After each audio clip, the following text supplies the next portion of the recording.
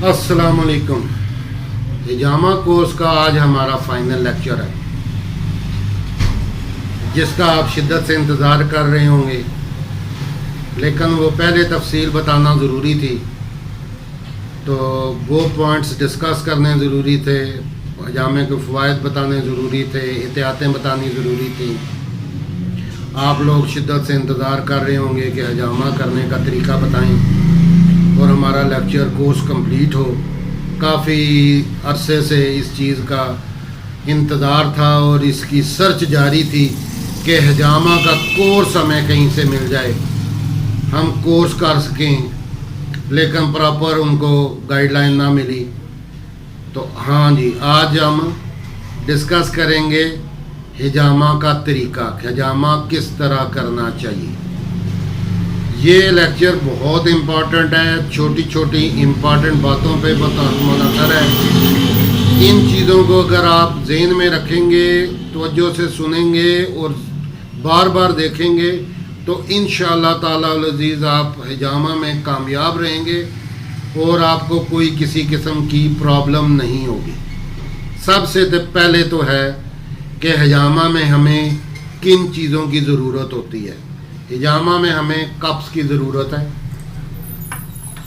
हिजामा में हमें ग्लव्स की ज़रूरत होती है, हिजामा में हमें सक्शन पंप की ज़रूरत होती है, हिजामा में हमें टिश्यू पेपर्स की ज़रूरत होती है, हिजामा में एक ब्लेड की ज़रूरत होती है और एक डिसइंफेक्टेंट की ज़रूरत होती है, बस। लेकिन इन सब को इस्तेमाल करने के लिए काफ़ी सारी बातें हैं जो आपको मद्देनज़र रखनी है, ज़हन नशीन रखनी है, उसके बाद हिजामा करना है। ये सिंपल इतना नहीं है जितना कि है नज़र आता है कि कप लगाया, सक्शन की, ब्लेड से कट लगाया, खून निकाला, साफ किया, फारग। बिल्कुल नहीं। हिजामा करने के लिए हर बीमारी के लिए मखसूस पॉइंट हैं। जब हम एक कप लगाते हैं तो ये ज़हन में आपने रखना है कि जब एक कप एक जगह लगा के सक्शन की जाती है तो कम अज़ कम 4 से 5 इंच तक वो ब्लड वेसल में से ब्लड को खींच के लाता है, उसमें नेगेटिव पॉजिटिव प्रेशर क्रिएट करता है। और वो ब्लड वेसल किस ऑर्गन के साथ जाके जुड़ा हुआ है वो आपने ज़हन में रखना है। यानी आपको कम अज़ कम इतनी एनाटमी ज़रूर आनी चाहिए कि ये जिस जगह मैं कप लगा रहा हूँ इसके नीचे कौन सा ऑर्गन है और इस कप लगाने का क्या फ़ायदा या क्या नुकसान हो सकता है। कहीं मैं रीढ़ की हड्डी के ऊपर तो नहीं लगा रहा, कहीं मैं कंपटी के ऊपर तो नहीं लगा रहा, ये सख्त जगह मना है। एहतियाती तदबीर में मैं बताना ये भूल गया था, इस जगह पे आपने हिजामा नहीं करना। इसी तरह बिल्कुल ये टॉप पे इस जगह पे आपने हिजामा नहीं करना। इसी तरह ये बैक साइड पे है, ये चंद एक पॉइंट है जिस जगह पे आपने हिजामा नहीं करना सख्ती से।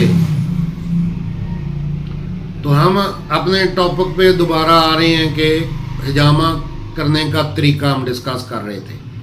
लिहाजा सबसे पहले आपको क्या थोड़ी बहुत एनाटमी आनी चाहिए। उसके बाद हिजामा करते हुए आपने पेशेंट की थोड़ी बहुत हिस्ट्री लेनी है कि आपको दर्द कैसे हुआ, कब हुआ, कितने अरसे से दर्द है, आपको कौन कौन सी प्रॉब्लम्स हैं, आपको कौन कौन सी बीमारियां हैं। उससे आपको अंदाज़ा हो जाएगा। से फॉर एग्ज़ाम्पल एक बंदा आपको कहता है कि मुझे कमर दर्द है, तो आप उससे पूछें जी कि आप क्या काम करते हैं, ड्राइविंग करते हैं, बैठने का काम करते हैं, ज़ोर लगाते हैं, या कोई ऐसा काम है जिसमें आपको झुकना बार बार पड़ता है। तो उससे आपको कप लगाने का या पॉइंट डिसाइड करने का अंदाज़ा हो जाएगा कि इस पेशेंट को ये प्रॉब्लम हो सकती है, मुमकिन है इसके डिस्क में खिंचाव आ गया है या मस्कुलर प्रॉब्लम है, तो आप उससे डिसाइड करेंगे।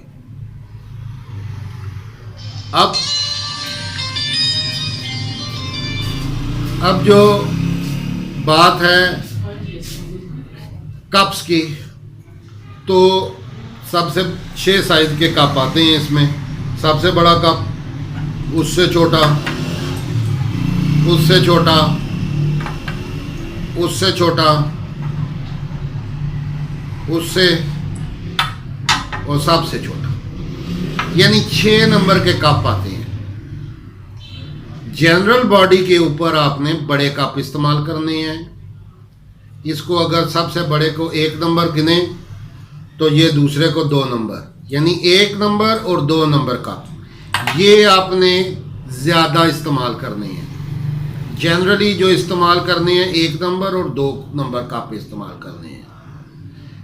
3 नंबर और 4 नंबर कप जो है वो सर के ऊपर, घुटनों के ऊपर लगाया जाता है। यानी आपने कप जो लगाने हैं वो डिसाइड कर लेना है कि किस जगह पे मैं लगा रहा हूँ। जनरल कमर के ऊपर, फ्रंट के ऊपर, पिंडलियों के ऊपर ज़्यादातर 2 नंबर और 1 नंबर कप इस्तेमाल होगा। सबसे पहले आप पॉइंट डिसाइड करेंगे। पॉइंट डिसाइड करने के बाद उसके ऊपर कप लगाएंगे। कप लगा के आप सक्शन करेंगे। आपने ग्लव्स पहन लेने हैं।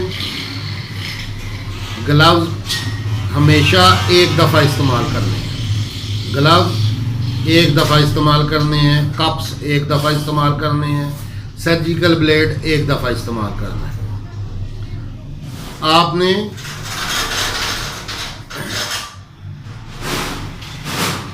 कप लगा के सक्शन कर लेनी है। सक्शन करके 5 मिनट के लिए आपने उसको छोड़ देना है। सक्शन करके 5 मिनट के लिए छोड़ देना है। 5 मिनट के लिए सक्शन करके इसलिए छोड़ना है, उसमें आपको 2 चीज़ें मिलेंगी। एक चीज़ ये आपको फ़ायदा होगा कि जगह थोड़ी सी सुन्न हो जाएगी। दूर दराज से ब्लड खींच के कप अपनी तरफ ले आएगा। ब्लड जल्द के नीचे इकट्ठा हो जाएगा। दूसरा फ़ायदा ये होगा कि हमें ये चेक हो जाएगा कि जो कप हमने लगाया है वो सक्शन को छोड़ता तो नहीं, वैक्यूम को छोड़ता तो नहीं, लीक तो नहीं है। अगर जिस्म पे बाल हैं और आपने वो उसके ऊपर कप लगा दिया है तो वो हवा खारिज कर देगा, वैक्यूम को नहीं होने देगा, कप बार बार लीक हो जाएगा। इसलिए कप लगाने से पहले आप जिस्म पर से बाल सेफ्टी के साथ रिमूव कर लें।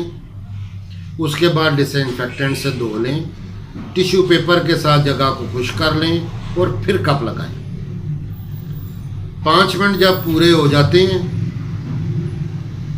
तो फिर आपने ब्लेड ले लेना है। ब्लेड को खोलना है और खोल के आपने एक बात ज़हन में रखनी है कि आपने ओनली टिप इस्तेमाल करनी है। ब्लेड का सबसे आगे वाला जो हिस्सा है ना, बारीक, वो नुकीला इस्तेमाल करना है और बहुत थोड़ा इस्तेमाल करना है। प्रेस नहीं करना, दबाना नहीं उसे। आउटर मोस्ट स्किन को आपने सिर्फ काटना है। ये आपने ध्यान रखना है इस बात का। ब्लेड आपने खोल लेना है और ब्लेड से कट लगाना है। ब्लेड से कट लगाना है। इधर आपने एक एहतियात करनी है, वो आपको मैं बताता हूं कि कट किस तरह लगाना है, इंसिजन किस तरह।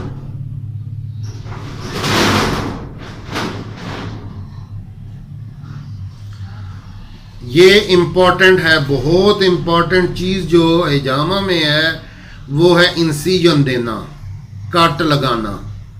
यानी आपने कट, बाद मैंने देखे हैं बंदे वो कट इस तरह लगाते हैं, ये गलत तरीकाकार है। इसकी वजह यह है कि इस तरीका में कोई तरतीब मौजूद नहीं है। कुछ लोग मैंने देखे हैं वो इस तरह कट लगाते हैं, ये भी गलत तरीका है। कुछ लोग देखे हैं मैंने इस तरह इंसिजन देते हैं, ये भी हिजामा की टेक्निक के मुताबिक नहीं है। उसके बाद कुछ लोग जो हैं वो पियर्स करते हैं पिन के साथ बेहिसाब, ठीक है। ये सारों तरीके एक दफ़ा मैं फिर इनको रिवाइज कर देता हूं, ये देख लें गौर से।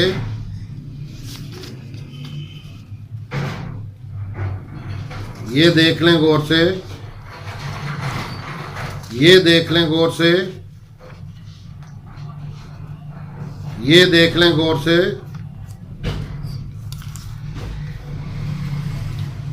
ये गलत तरीका है। पियर्स करना क्यों गलत तरीका है? पहली बात, पहली दलील इसकी यह है कि हजूर सल्लल्लाहु अलैहि वसल्लम ने फरमाया है कि तुम्हारे लिए शिफा है हिजामा करने वाले के ब्लेड के काटने में। तो अक्सर लोग जो हैं वो पिन के साथ हिजामा कर रहे हैं और वो समझ रहे हैं कि हम हिजामा कर रहे हैं, दैट इज़ ब्लड लेटिंग, वो जिस्म में से खून निकाल रही हैं, लेकिन हिजामा सुन्नत के मुताबिक नहीं कर रहे।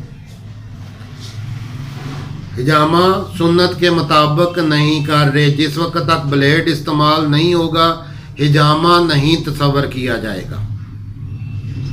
दूसरी बात टेक्निकल इसमें यह है कि जब पिन लगाई जाती है तो उसकी डेप्थ जो है वो आउटर मोस्ट स्किन से नीचे चली जाती है। हिजामा आउटर मोस्ट स्किन में कैपिलरी में से ब्लड के निकालने को कहते हैं।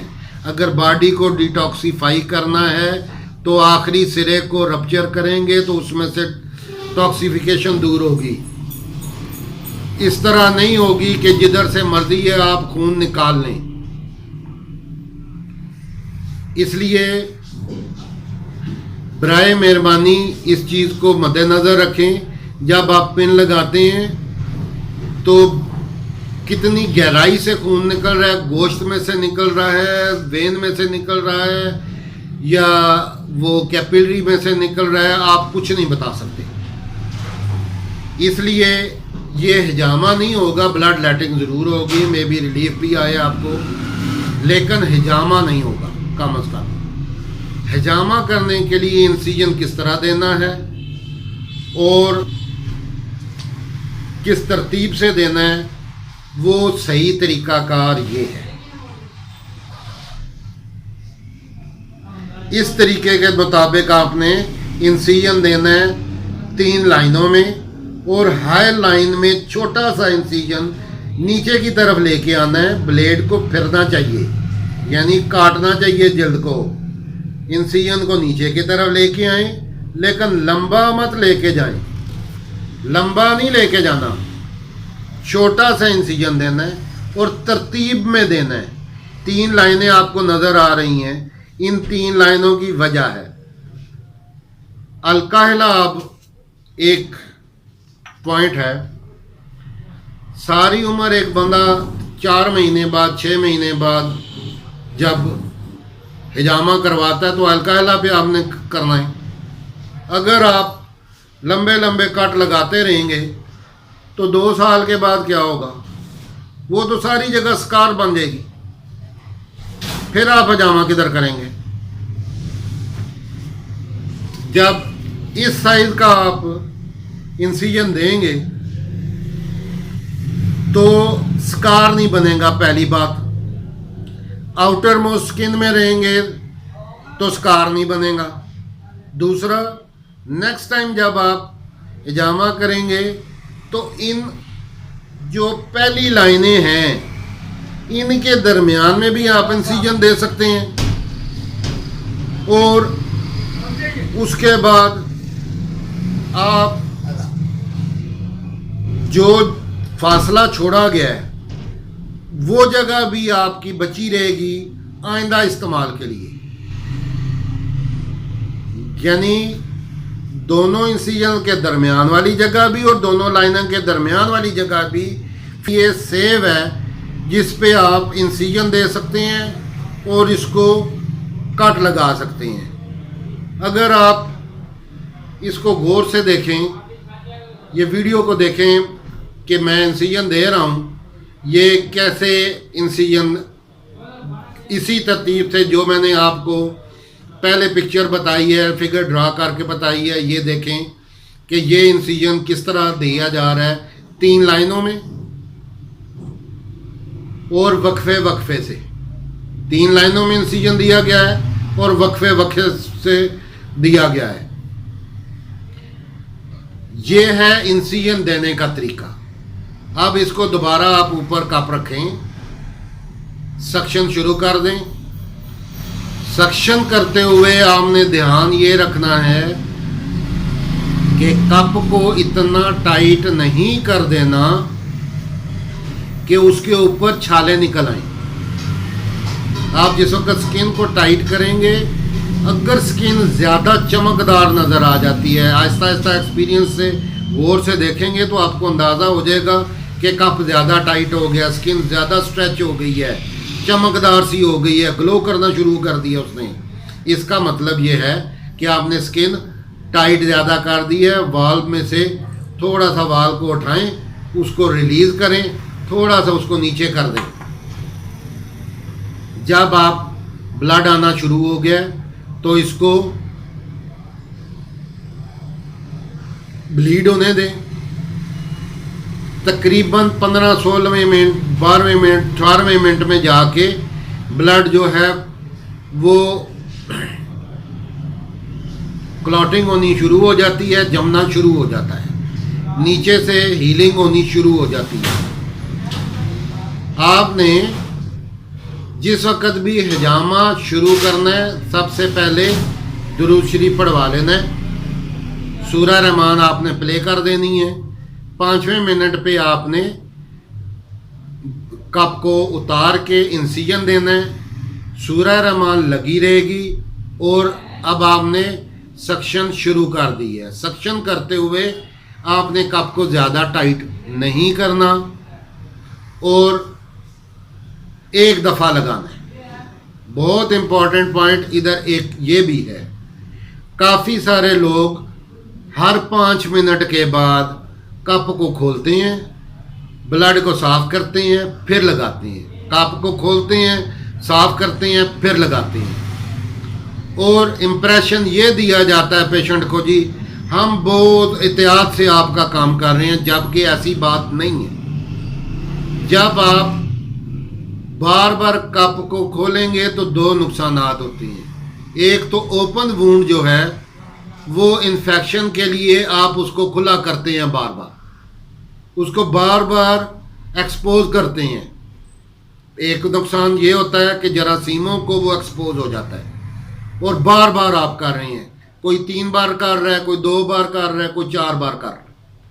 उसके बाद कप जो है उसको आराम से साइड पे रख देते हैं, उसी कप को दोबारा लगा देते हैं।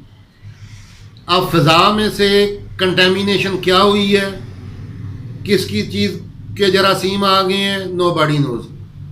फिर आप एक दफ़ा सक्शन करते हैं, फिर छोड़ते हैं, फिर सक्शन करते हैं, फिर छोड़ते हैं। तो जो वूंड जो है उसके ऊपर लोड आने की वजह से बाज़ औक़ात वूंड ज़्यादा रप्चर हो जाता है, स्किन फट जाती है, नीचे वाले जो टिश्यूज़ हैं वो रप्चर हो जाती हैं, जिसकी वजह से ब्लीडिंग बहुत ज़्यादा हो जाती है और उसमें स्कार बनने के चांसेस ज़्यादा हो जाते हैं। ब्लीडिंग नहीं रुकती, क्लॉटिंग नहीं होती। लिहाजा आपने एक दफ़ा सिर्फ कप को उतारना है, किस वक्त? पहले 5 मिनट सक्शन करने के बाद। जब आपने इंसिजन दे दिया है, इंसिजन एहतियात से देना है, 3 लाइनों में देना है, लाइनों में वक्फा होना चाहिए, इंसिजन के दरमियान वक्फा होना चाहिए, और लंबा इंसिजन नहीं देना, लंबा इंसिजन नहीं देना, बेकायदगी बेतरतीब इंसिजन नहीं देना।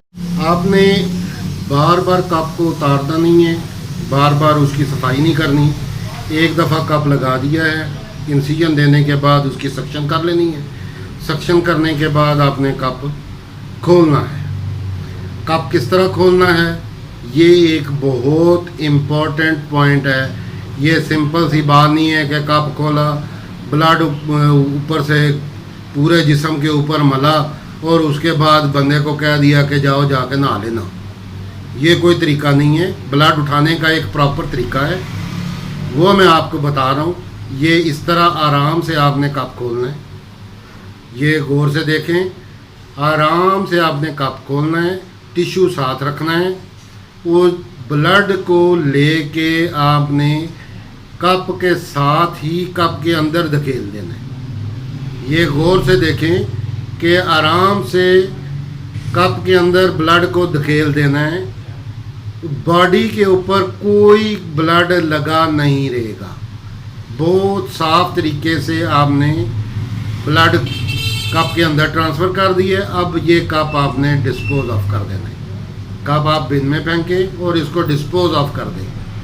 कोई भी चीज़ हिजामा में एक दफ़ा इस्तेमाल करनी है, ना ब्लेड दोबारा इस्तेमाल करना है, ना कप इस्तेमाल करना है, ना उसको डिसइंफेक्ट करके दोबारा इस्तेमाल करने की कोशिश करनी है। और ग्लव्स भी एक पेशेंट के लिए एक ग्लव्स आपने डिस्पोज ऑफ कर देने हैं। इसके बाद आपने डिसइंफेक्टेंट के साथ जिधर इंसिजन दिए हैं वूंड को साफ़ करना है। साफ़ करने के बाद अच्छी तरह दोबारा 3 बार उसको साफ़ करना पड़ता है, तो साफ़ कर लें। ठीक है, ये आप देखें, ये साफ़ होने के बाद वूंड की पोजीशन है, कोई ब्लीडिंग नहीं हो रही, कोई कुछ नहीं हो रहा। अच्छा डिसइंफेक्टेंट इस्तेमाल करना है आपने। एक कंसेप्ट ये भी है जी कि इसके ऊपर कलौंजी का तेल लगाएं, शहद लगाएं और बैंडेज करें। अगर आप डीप कट लगा रहे हैं, लंबे कट लगा रहे हैं, इंसिजन्स लंबे लंबे दे रहे हैं, डीप इंसिजन्स दे रहे हैं, तो आप अपनी नाइली को छुपाने के लिए उसके ऊपर बैंडेज लगा रहे हैं। बैंडेज लगाने का कोई कॉन्सेप्ट मौजूद नहीं है। अगर आप आउटर मोस्ट स्किन में इंसिजन देंगे तो ब्लीडिंग नहीं होती। अगर बार बार उसकी सक्शन नहीं करेंगे तो ब्लीडिंग नहीं होती। बस डिसइंफेक्टेंट के साथ आपने धो लेना है। 2 घंटे के बाद, 1 घंटे के बाद खिरण बन जाएगा, जख्म ख़त्म। कोई किसी किस्म का बार बार उसके ऊपर कोई चीज़ लगाने की ज़रूरत नहीं है। दिस इज़ रियल हिजामा। एक दफ़ा शॉर्ट अल्फाज में मैं रिपीट कर देता हूँ। आपने दुरूद शरीफ पढ़ के शुरू करना है। पहला कप लगाना है, सूरह रहमान प्ले कर देनी है, 5 मिनट सक्शन करनी है। 5 मिनट सक्शन करने के बाद आपने ब्लेड के साथ नया ब्लेड लेना है, उसके साथ इंसिजन देने हैं। इंसिजन किस तरतीब से देने हैं वो मैंने आपको बता दिया है।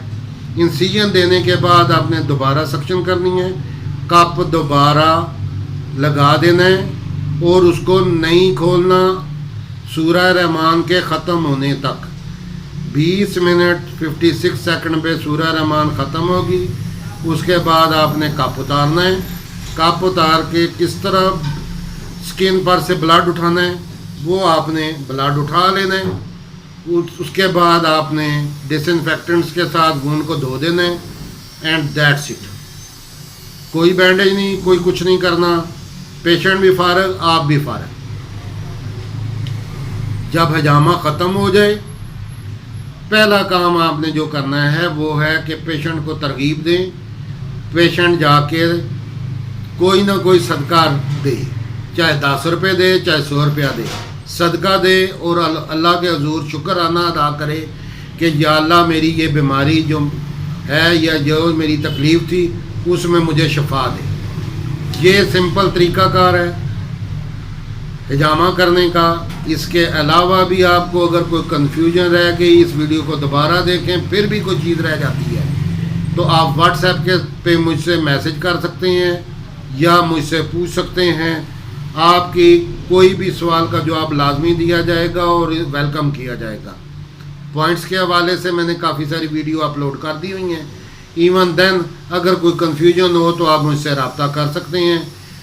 With best of my knowledge, जो 17-18 साल की उम्र में मैंने देखा है, ऑब्ज़र्व किया है और जो मैं प्रैक्टिस कर रहा हूँ, वो मैंने पूरी कोशिश, ईमानदारी से कोशिश की है आप लोगों तक पहुँचाने की। उम्मीद करता हूँ कि आप लोगों को इससे बहुत फ़ायदा होगा और इंशाल्लाह इतने को अगर आप फॉलो कर लेते हैं तो कोई भी हिजामा कोर्स करने की आपको किसी जगह सीख करने की ज़रूरत नहीं रहेगी। You are fully trained and full fledge आप हिजामा कर सकते हैं। पॉइंट्स को फॉलो करें, तरीक़ाकार को फॉलो करें, लेकिन दोबारा एक दफ़ा रिक्वेस्ट कर रहा हूँ कि कोई भी चीज़ इस्तेमाल करने के बाद दोबारा इस्तेमाल नहीं करनी। हाइड्रोजन से धो के इस्तेमाल नहीं करनी, गर्म पानी से धो के इस्तेमाल नहीं करनी। ग्लव्स, ब्लेड, कप्स डिस्पोज कर दें।